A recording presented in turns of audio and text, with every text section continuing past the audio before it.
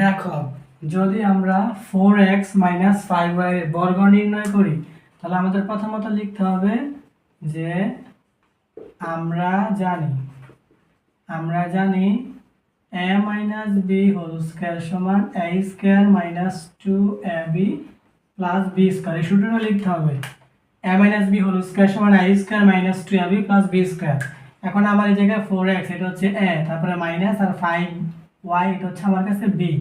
তাহলে যদি আমরা এখন লিখি a মানে হচ্ছে আমার 4x, এই যে 4x উপরে স্কয়ার, তারপরে মাইনাস, তারপরে সূত্রে 2, তারপরে a হচ্ছে আমার 4x, তারপরে b হচ্ছে আমার 5y, তারপরে প্লাস, তারপরে b হচ্ছে আমার 5y আর উপরে হচ্ছে স্কয়ার।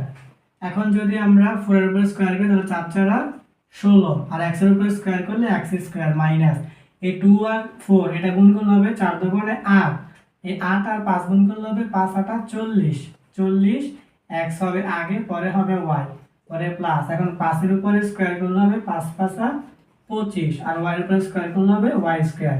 এইটাই আমাদের আনসার।